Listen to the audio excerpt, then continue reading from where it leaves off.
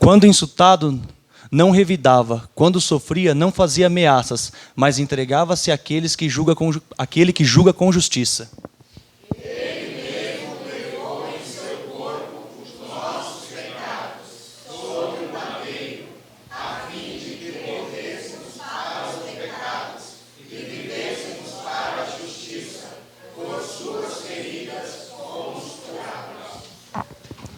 Pois éramos como ovelhas desgarradas, mas agora nos convertemos ao pastor e bispos de nossas almas, todos. Por isso celebramos a festa, pois Cristo, nosso Cordeiro Pascual, foi crucificado. Sim, digno é o Cordeiro que foi morto de receber plenitude do poder, riqueza, sabedoria, força, honra e louvor. Sim, ao que está sentado no trono, e o Cordeiro sejam o louvor, a honra e a glória e o domínio pelos séculos dos séculos. Amém, Senhor. Louvado seja o teu santo nome. Para esse momento e a primeira oração conjunta, convido o pastor Félix para estar orando com a igreja. Senhor, nós te agradecemos, Senhor, pelo seu amor, Senhor. Te agradecemos, Senhor, porque Tu és um Deus misericordioso, Senhor. Tu és um Deus, Senhor, que tem cuidado de cada um de nós, Pai. Tu és o Deus, Pai, que desde o Éden, Pai, desde quando o homem pecou, Senhor, oh Deus de misericórdia, já, Senhor, mostrou, Senhor, que a solução, Senhor, era, Senhor, ó meu Deus, a morte do nosso Senhor e Salvador Jesus Cristo, derramando o seu sangue por nós, Pai, lá no Gólgota, Pai. E é por isso que nós estamos aqui, Senhor, nessa cerimônia de Santa Ceia, Pai, para te honrar, para te agradecer, Senhor, para te agradecer pelo sacrifício maravilhoso do nosso Senhor e Salvador Jesus Cristo por cada um de nós, Pai. Nós te agradecemos, Pai, porque, Senhor, fomos livres do mal, do pecado, da morte, na pessoa do nosso Senhor e Salvador Jesus Cristo. Nós te agradecemos, Pai. Abençoa, Senhor, essa cerimônia que está sendo realizada aqui, Pai. Ó, meu Deus, tudo é para a Tua honra, para a Tua glória, para a Tua exaltação, Senhor. Estamos trazendo a memória, Pai, ó grande Deus, a morte do nosso Senhor e Salvador Jesus Cristo, o Seu sacrifício feito por cada um de nós, Senhor. E nós Te honramos e Te glorificamos, porque nós vemos, Senhor, em tudo que Tu fizeste por nós, pelo Teu amor maravilhoso para com cada um de nós que aqui estamos, Pai, e para todos os homens que Te aceitarem como Senhor e Salvador. Nós Te agradecemos por tudo, em nome de Jesus. Amém, Jesus.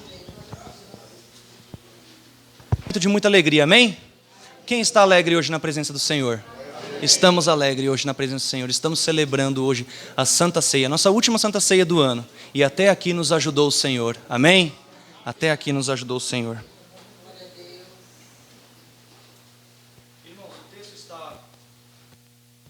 Gui? Irmãos, o texto está agora em Marcos capítulo 15, versículo 33 ao 41. Vou pedir que os irmãos me ajudem na leitura, amém?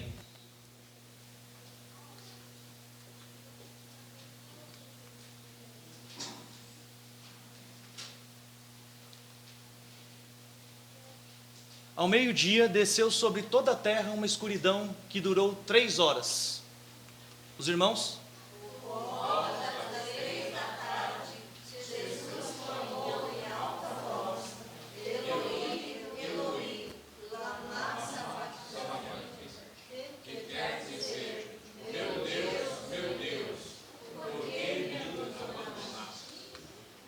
Alguns dos que estavam ali ouvindo isso disseram: ele está chamando por Elias.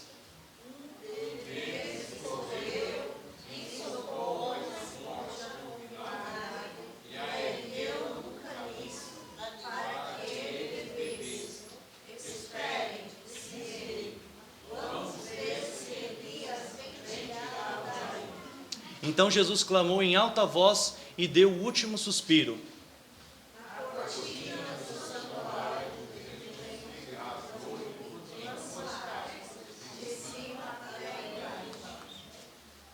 Quando o oficial romano que estava diante dele viu como havia morrido, exclamou: este homem era verdadeiramente o Filho de Deus. Algumas mulheres observavam de longe. Entre elas estavam Maria Madalena, Maria, mãe de Tiago, o mais jovem, e de José e Salomé. Eram seguidoras de Jesus e o haviam servido na Galileia. Também estavam ali muitas mulheres que foram com ele a Jerusalém. Louvado seja Deus. Vamos orar, irmãos, mais uma vez, pedindo que o Senhor fale conosco nessa meditação, no momento de sua palavra. Sentado aí mesmo, curvem suas cabeças. Senhor, nosso Deus e nosso Pai, nesse momento, Senhor, estamos diante da Tua palavra, Pai. Pedindo para que o Senhor fale conosco, Senhor, através dos Seus ensinamentos. Ensina nossos corações, que Teu Espírito Santo possa abrir a cada coração aqui e ensinar a Tua palavra. Não apenas para sermos ouvintes, mas também para sermos praticantes. Entender o verdadeiro significado, Pai. Damos glórias a Deus por todo o sacrifício realizado pelo Teu Filho e hoje nós temos acesso a Ti. Te damos graças por isso, Pai, que hoje nós podemos nos achegar em plena confiança. Nos abençoa, nos instrui nesse momento. É o que te pedimos. Em nome de Jesus, amém.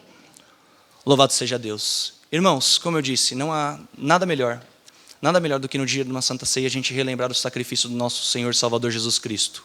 Um sacrifício eficaz, um sacrifício que hoje nos dá acesso diante de Deus. O momento dessa crucificação aqui traz diversos significados. O evangelista Marcos, ele vai relatar que nas últimas 3 horas, as 3 últimas horas por esse relato da vida de Jesus entre nós. Meu objetivo nessa manhã é que essa é apenas breve, é apenas explicar os verdadeiros significados da morte de Cristo para nós. Nós sabemos que antes de Cristo ser crucificado, ser julgado, ele celebrou a ceia com seus discípulos. Ele comeu o pão, ele bebeu o cálice, instituiu a primeira Santa Ceia. Após isso, ele foi para o monte do Getsêmani, onde ali ele agonizou, e ele pediu para que o Pai afastasse dele aquele cálice. Ele sabia que era a vontade de Deus. Ele sabia qual era o verdadeiro propósito da vida dele entre nós. Depois disso, ele foi traído por Judas, foi julgado pelo Sinédrio, onde ali ele foi acusado de revolução política. Pela manhã, ele foi levado ao pretório, foi julgado por Pôncio Pilatos. Pilatos não encontrou nenhuma acusação contra Jesus Cristo, o condena à morte de cruz ao lado de 2 salteadores e no lugar de Barrabás. Antes disso, Pedro já havia o negado 3 vezes, como o próprio Senhor Jesus o disse. Ali se aproxima às 9 horas da manhã, Jesus é levado para o Gólgota, que é conhecido também como Monte da Caveira, que ficava fora da cidade de Jerusalém, e ali é crucificado entre 2 ladrões. Entre 9 e 12 horas da manhã, os soldados repartem as suas vestes. As pessoas passam por ali, todas elas zombam de Jesus. Os passantes, os soldados, os ladrões, os líderes dos judeus. E aqui estão as 3 últimas horas de Jesus. As 3 últimas horas. E dentro dessas 3 últimas horas acontecem 6 momentos. 6 momentos que para nós devem ser extremamente marcantes. 6 momentos para nós que devem trazer plena reflexão. O que significou a morte do Senhor Jesus? Que nós podemos nos fazer todos os dias, sendo Santa Ceia ou não. O que significa a morte de Jesus Cristo para nós? O primeiro momento está aí, como está no verso 23. Ao meio-dia, desceu sobre toda a terra uma escuridão que durou 3 horas. 3 horas de escuridão caiu sobre aquela região. Sabemos aqui, irmãos, que se trata de um ato miraculoso de Deus. Não foi apenas um fenômeno natural, um eclipse, uma tempestade ou algo que escureceu. Não, aquilo ali foi dado pelo próprio Deus. Deus queria mostrar às pessoas o significado, o que estava acontecendo dentro do coração do seu filho. A escuridão que estava naquele lugar, que caiu sobre aquele lugar, representa todo o sofrimento de Jesus. Isso não foi coincidência. Não estava, como muitos podem pensar, não, mas estava programado um eclipse para aquele dia, não. Deus quis mostrar o que o seu filho estava sofrendo, o que aquilo representava dentro do seu coração, aquelas trevas que estavam dentro do seu coração, todo o sofrimento, toda a angústia, todo o abandono que ele estava sofrendo.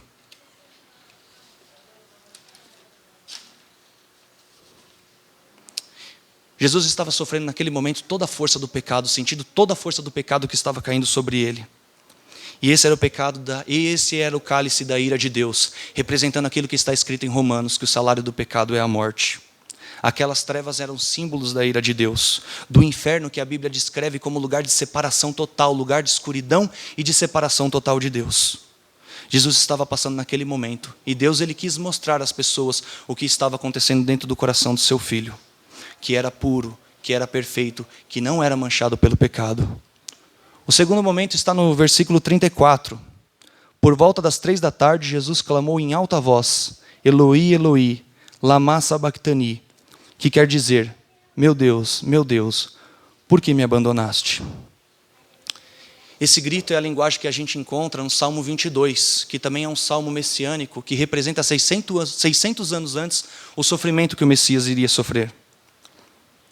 Ele expressou toda a dor, todo o sofrimento, toda a angústia, tudo aquilo que ele sofreu em nosso lugar. Cristo tomou o nosso lugar para que hoje nós possamos ter pleno acesso a Ele. Cristo ele sofreu a nossa dor. Deus meu, por que me abandonaste? Expressa aquela profunda angústia e sentimento de abandono. Cristo também se experimentou esse sentimento de abandono, porque ali o Pai retirou a sua presença, virou as suas costas, não pôde trazer consolação ao seu Filho. Tudo aquilo em nosso lugar. Cristo não era merecedor de nossas dores, do nosso sofrimento. Deus poderia nos castigar com toda a justiça, mas o seu Filho veio e tomou o nosso lugar. E ele também experimentou um sentimento de abandono. Deus meu, por que me abandonaste? E ali é um grito que pode parecer um grito de desespero, mas é o grito do nosso representante. Nenhum de nós seria capazes de experimentar um sofrimento daquele para purificar qualquer um que seja. Cristo tomou o nosso lugar. Cristo enfrentou um sofrimento. Ele foi o verdadeiro Cordeiro de Deus.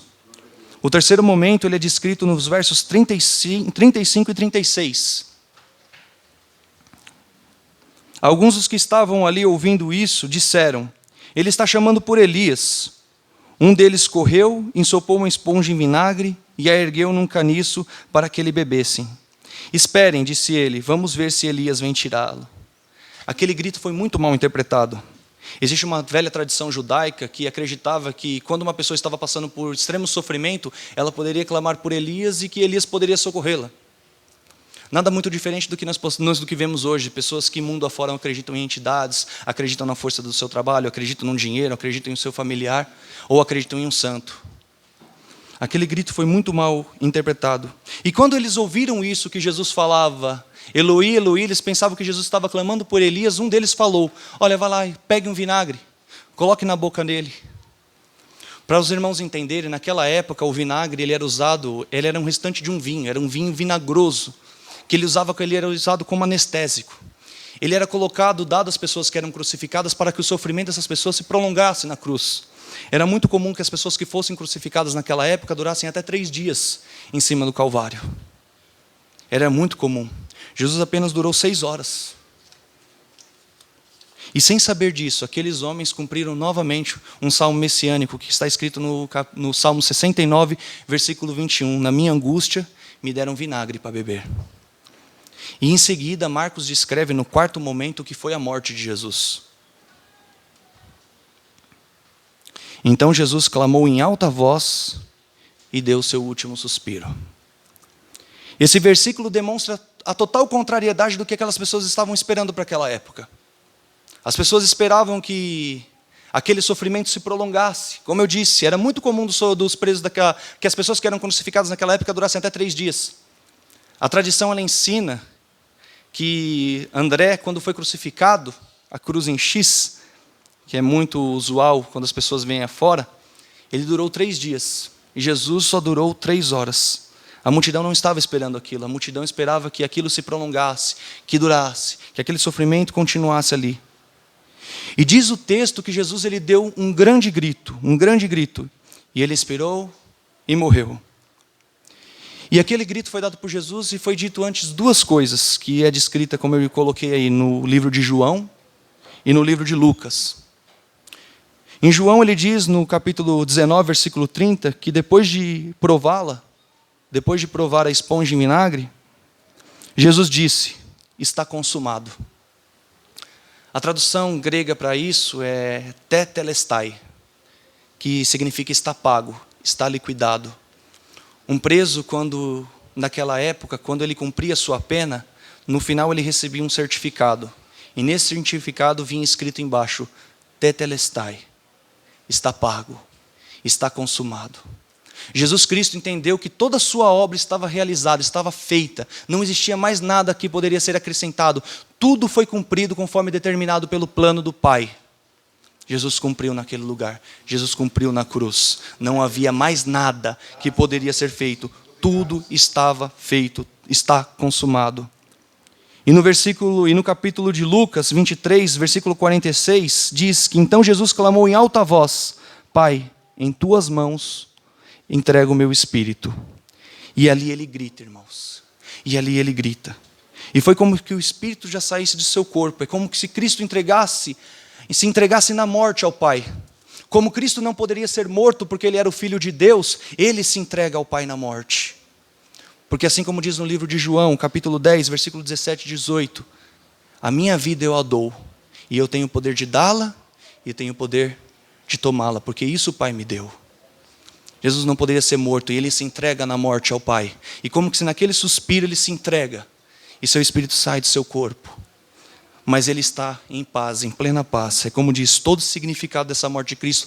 Cristo está em paz, sabendo que realizou todo o plano de Deus. E hoje nós temos livre acesso. O quinto momento, ele é descrito no verso 38. E a cortina do santuário do templo se rasgou em duas partes, de cima e embaixo. Enquanto Jesus era crucificado do lado de fora, no Monte da Caveira, no templo de Jerusalém, às 3 horas da tarde, eram oferecidos sacrifícios. E os sacrifícios, nesse momento, ele era oferecido no lugar santo. E atrás desse lugar santo existia uma cortina que fazia separação, e atrás ficava o lugar santíssimo, também conhecido como Santo dos Santos. E diz que quando Cristo brada lá na cruz, entregando seu espírito ao Pai, como se duas mãos poderosas pegassem as cortinas e rasgassem de cima e embaixo. Os irmãos já tiveram aquela experiência gostosa de pegar um pano em casa e rasgar, dividir eles? Toda vez que eu penso nisso, nesse versículo, eu penso nessa imagem. A cortina ela se rasgando, como se duas mãos poderosas pegassem uma de cada lado e puxasse, e rasgasse. Notem, irmãos, essa cortina ela não é rasgada de baixo para cima. Não fomos nós que conseguimos acesso a Deus. Foi Ele que liberou o acesso através do seu Filho. Foi Ele que pegou as cortinas e a rasgou no meio. Ele que liberou o acesso. Hoje nós temos acesso porque Cristo entrou no lugar dos Santos Santos. Hoje nós temos acesso ao Pai. E no Novo Testamento, irmãos, isso tudo é descrito dessa forma. Como Cristo entrando no lugar dos Santos Santos e liberando o acesso para toda a igreja. O acesso ao Pai está liberado. Hoje nós podemos nos render ao Pai, ajoelhar, pedir, conversar com Deus. Hoje nós temos essa possibilidade. E isso é maravilhoso de se pensar. É como se você fechasse sua mente e você visse aquelas cortinas e uma mão de cada lado a puxando. E hoje nós temos esse acesso. Nós somos livres em Cristo, livres para adorá-lo, livres para estar na sua presença, para glorificá-lo.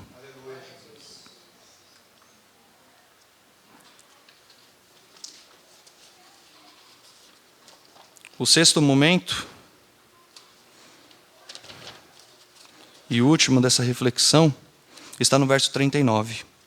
Quando o oficial romano que estava diante dele viu como ele havia morrido, exclamou: este homem era verdadeiramente o Filho de Deus. E aqui a gente percebe o contraste daquela multidão que era incrédula, ingrata, que presenciou todas as obras de Jesus, suas curas, seus ensinamentos, os milagres. Aquela multidão ingrata com um oficial romano. Um terceiro que não tinha estado com Jesus, que não ouvia falar dele. Mas aquele soldado foi designado para aquele dia. É como você pensar hoje numa escala de serviço de um militar. Naquele dia que Jesus foi condenado, aquele oficial foi responsável, desde o momento de aplicar os castigos em Jesus, até o momento de levar a cruz para a crucificação. Acompanhou o momento que repartiram suas vestes.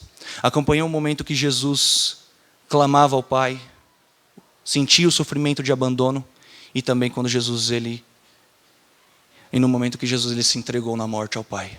Ele acompanhou tudo aquilo. Diferente do que as pessoas que estavam ali zombando, criticando, humilhando, ele reconhece que Jesus Cristo era o verdadeiro Filho de Deus.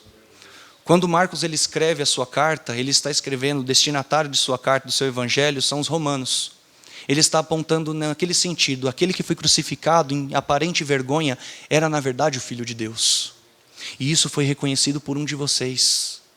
Foi isso que Marcos quis dizer. Aquele era verdadeiramente o Filho de Deus. Dizendo para nós, irmãos, que diante da cruz de Cristo não existe uma terceira possibilidade.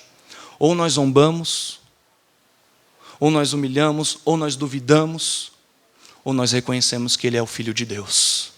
Não existe neutralidade diante da cruz. O mundo não pode alegar neutralidade. Diante da cruz só existe essa possibilidade. Ou nós negamos, ou nós afirmamos. Verdadeiramente esse homem é o Filho de Deus. Só quero trazer algumas aplicações para nós. A primeira dela é que nós não temos mais medo da morte, porque Cristo retirou o seu ferrão de horror. Cristo já experimentou a morte por nós. A angústia, a dor, o desespero, o sofrimento, tudo isso já foi experimentado por Cristo na cruz. Um pastor reformado ele já dizia: nosso povo não apenas vive bem, o nosso povo ele morre bem. Nós não temos mais medo da morte. Até quando eu estava comentando, quando eu tinha feito esse esboço, conversei com um pastor. Na semana retrasada, nós fomos a uma cerimônia fúnebre. Nossa querida irmã Neuza. E ali, eu me lembro que no corredor, enquanto eu fui beber uma água, do lado de fora eu fui pegar uma água, eu me lembro que algumas pessoas estavam desesperadas, chorando, prantos terríveis, uma tristeza extremamente profunda. E no outro dia o nosso povo estava celebrando, cantando a Deus, glorificando. Eu não vou me esquecer o que uma mulher disse do velório ao lado. Ela falou: mas crente é tudo estranho, né? Crente canta, crente celebra, crente sorri. Crente é estranho, a gente é estranho. Sim, porque a gente sabe que a nossa vida não é aqui. Cristo superou, Cristo ressuscitou. A nossa vida não é em vão. A gente não apenas nasce, celebra a nossa existência e morre e não existe um amanhã. Não. Para o crente, a morte nada mais simboliza do que um sono. Um sono, irmãos. Já dormiu muito cansado numa noite? Que você cai assim, quando você vê o despertador que te acorda no outro dia, você fala: mas eu nem vi a noite passar. Sabe esse sono? A mesma coisa. É assim a morte para o crente. É aquilo que uma vez, quando eu estava no velório, uma pessoa falou assim para mim: Jesus já voltou para ele. E de fato eu entendi aquilo muito depois. Porque está sonhando, está dormindo. E quando acordar estará com Cristo, num abrir e num piscar de olhos para Ele, porque não percebe. Às vezes a tristeza fica para nós, que sentimos a saudade, o pranto, a tristeza. Mas ali foi superado, a gente tem a esperança do dia de amanhã.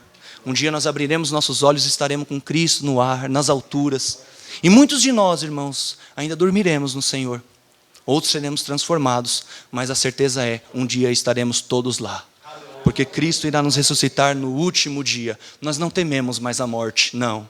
Ela não tem mais poder sobre nós. Talvez sobre o nosso corpo, talvez. Porque Jesus pode voltar de hoje para amanhã.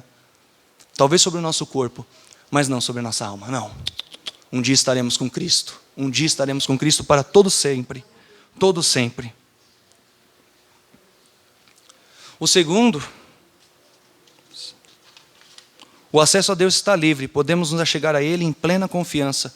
Como ali no texto de Romanos, não como ali no texto de Hebreus, podemos nos achegar a Cristo em plena confiança. Jesus já passou por um vale de sombra de morte. Jesus ultrapassou todo o vale da sombra da morte e hoje nós temos acesso ao Pai em plena confiança. Nós não precisamos mais temer. Deus, quando Ele olha para você, Ele não olha mais com você com desejo de castigá-lo, Ele olha para você e vê o sacrifício do Filho dele. Por isso que hoje nós não somos mais criaturas, mas filhos de Deus. Somos verdadeiros filhos de Deus. Nós temos acesso ao nosso Pai. Podemos estar perto dele, porque ele vê o sacrifício do seu Filho sobre nós. E o terceiro, não tememos mais o castigo de Deus. Irmãos, como eu disse, o mundo aí fora pensa que está livre, mas terrível coisa é cair na mão de um Deus vivo. E Cristo caiu na mão de um Deus vivo. Cristo experimentou até a última gota do cálice da ira de Deus. Nós não precisamos mais nos preocupar. Por isso que hoje nós celebramos a sua morte. mas também acreditamos, nós cremos, e Cristo ele ressuscitou. Hoje nós temos acesso liberado, que podemos hoje estar aqui. Para finalizar, irmãos, eu só quero fazer algumas perguntas, mas o que a morte de Jesus representa para nós nessa manhã? O que a morte de Jesus representa para nós nessa manhã? Qual o significado disso na minha e na sua vida? Como nós encaramos as dificuldades? Como nós estamos hoje nessa Santa Ceia? O que passa pela nossa cabeça quando nós comemos do pão e bebemos do cálice? Como que está a nossa vida? Isso é apenas uma reflexão. Nós estamos aqui diante de Deus em confiança, mas que todos os dias nós possamos pensar isso, ter em nossa mente o verdadeiro significado da morte do seu Filho. Hoje nós temos acesso ao Pai. E que nós possamos dizer nessa manhã, como disse também aquele soldado romano, verdadeiramente esse homem é o Filho de Deus. Glória a Deus. Gostaria de convidar agora o grupo de louvor. Está com a oportunidade. Com o louvor, eu me rendo. Senhor para a igreja, amém? Amém. Graças, todos estão bem? Louvado seja o Eterno. A morte de Cristo e a sua ressurreição é a resposta para muitos dos nossos dilemas. É a resposta para a morte, né? É a resposta para um futuro vindouro.